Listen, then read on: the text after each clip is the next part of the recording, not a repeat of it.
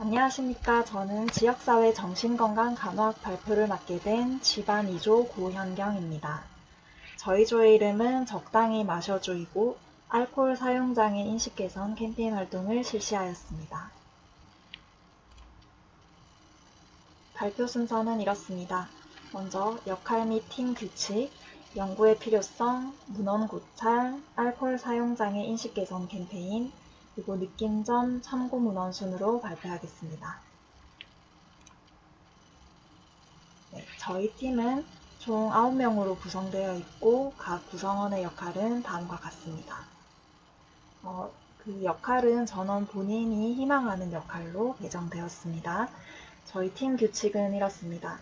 자정에서 오전 8시까지는 카톡방 사용하지 않기, 6시간 이내에 무조건 답장이나 체크하기, 피드백이 필요한 경우 12시간 이내에 해주기, 회의 시 10분 이상 늦지 않기, 마감기한 지키기, 서로를 존중하며 고의로 말 끊지 않기, 부득이한 사정으로 빠지게 되면 전날까지 알려주기, 각 회의 중 의견 최소 1가지씩 내기로 정하였으며 각 규칙이 지켜지지 않을 때는 벌금 1,000원을 부과하기로 하였습니다. 벌금이 모이면 전부 캠페인 준비 비용으로 사용하기로 하였습니다. 저희가 알코올 사용장애를 주제로 선정한 이유는 다음과 같습니다. 연구의 필요성을 보시면 한국은 알코올과 관련한 사망자의 비율이 높으며 음주 관련 사회적, 경제적 비용이 큽니다. 두 번째로 알코올과 관련된 다양한 질병 발생 위험이 높습니다. 그리고 사회적 거리두기 해제 이후 남녀 불문 고위험 음주율이 증가했고 우리나라는 음주에 관대한 문화를 가지고 있어서 이와 관련하여 문제를 인식하는 민감성이 낮습니다. 20대 젊은 성인 또한 음주에 관한 위험성 인식이 부재하기 때문에 이런 이유를 바탕으로 대학생을 기준으로 한 음주 폐해를 예방하고 감소시키며 나아가 건전한 음주 문화 확산 및 유지에 관련된 필요성을 느끼게 되었습니다. 그렇기 때문에 이 주제를 선정하게 되었습니다. 문헌 고찰을 살펴보시겠습니다. 먼저 알코올 사용장애란 세계보건기구에서는 많은 양의 알코올을 섭취하여 알코올에 의존성이 생겨 뚜렷한 정신장애가 있거나 혹은 신체적, 정신적 건강, 사회적, 직업적 기능, 대인관계 등의 장애가 있거나 이런 가능성이 있어서 치료를 요하게 되는 것이라고 정의합니다. 특성 및 역학은 알코올은 중추신경 억제제로 혈류 내로 빠르게 흡수되며 혈중 농도에 비례해서 중추신경계에 영향을 미칩니다. 성인 남자가 여자보다 유병률이 높고 18세에서 29세 사이에 가장 높습니다. 원인으로는 유전적, 생물학적, 심리적, 사회문화적 요인이 있습니다. 알코올이 신체에 미치는 영향에 대해서 살펴보겠습니다. 혈중 알코올 수준에 따라서 먼저 살펴보면 50에서 150mg부터는 인지장애, 그리고 다행감, 감정이 불안정해집니다. 그리고 150에서 250 사이는 말이 분명하지 못하고 비틀거리는 걸음, 복시, 졸음, 폭발적이고 불안정한 감정이 나타날 수 있습니다. 300부터는 무감각, 공격적인 행동, 지리멸렬, 호흡하기 어려움, 구토 증상이 나타날 수 있고 400부터는 혼수, 500부터는 호흡곤란과 사망에 이를 수 있습니다. 알코올로 유발된 장애를 살펴보시면 먼저 알코올 중독 증상은 부적응적 행위, 그리고 신체 증상으로 저체온, 혼수, 섬액이 나타납니다. 두 번째로 알코올 금단 증상은 만성 알코올 의존자가 갑자기 알코올을 중단하거나 양을 감량했을 때 떨리거나 불안, 전신경련이 일어날 수 있는 상황이 발생합니다. 그리고 베르니케 증후군은 비타민 B1, 티아민의 결핍으로 인해 시신경마비, 운동실조, 의식 혼탁이 일어나게 되고 이때 빨리 비타민 B1이나 티아민을 공급해 주어야 합니다. 네 번째로 코르사코프 증후군은 만성 알코올 중독자에게서 나타나는 대뇌와 말초신경의 퇴행성 변화입니다. 여기서는 혼란, 최근 기억상실, 자커증이 나타납니다. 네, 그 다음으로는 알코올 중독의 단계입니다. 총 4단계로 나누어져 있고 제일 먼저 알코올 중독 전 단계에는 이때는 스트레스를 해소하기 위해서 알코올을 찾게 되는 경우가 많아집니다. 이때 알코올에 대한 내성이 점점 높아집니다.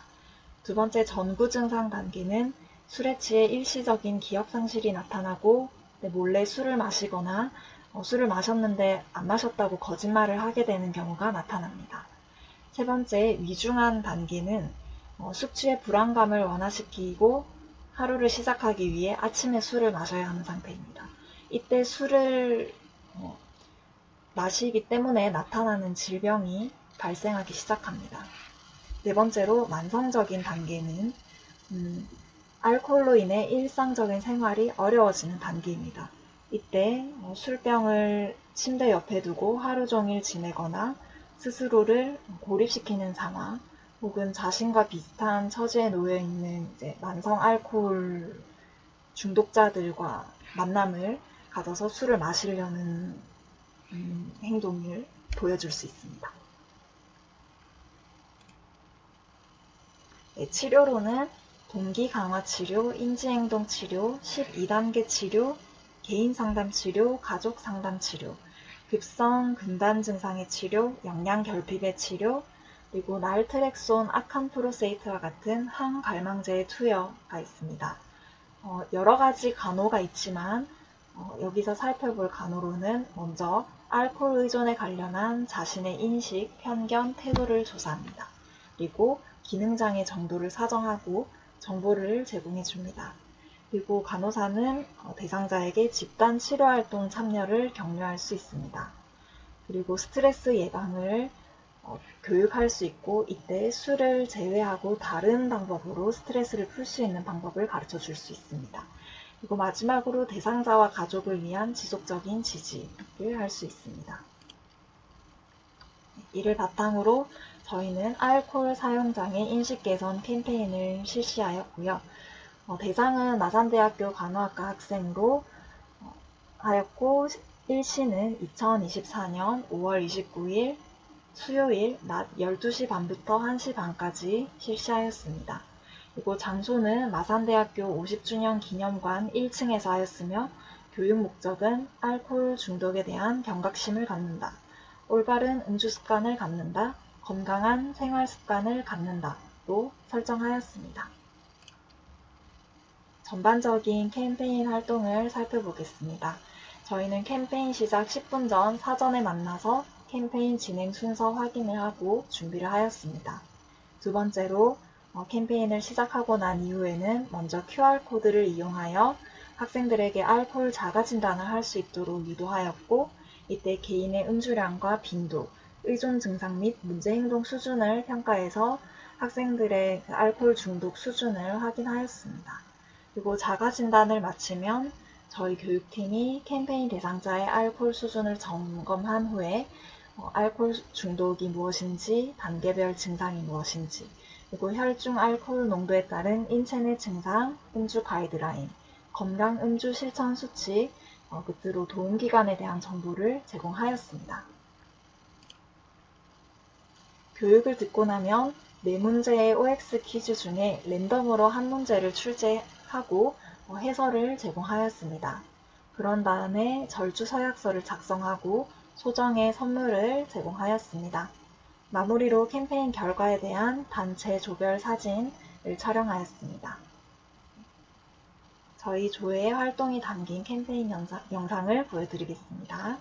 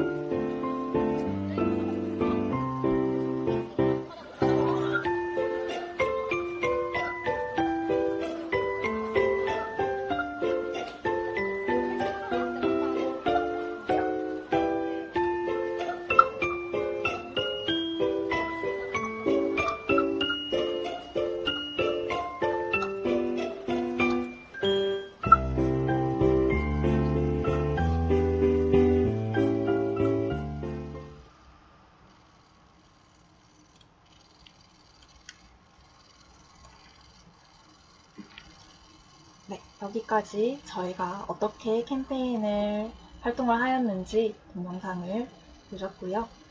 마지막으로 느낀 점에 대해서 발표하겠습니다. 저희 조원 통합한 느낀 점입니다. 먼저 이 활동을 통해 저희 조원들이 느꼈던 부분을 말씀드리자면 먼저 막연하게 알고 있던 알코올 사용장애에 관해서 내용을 좀 더 구체적으로 알아볼 수 있는 계기가 되었습니다.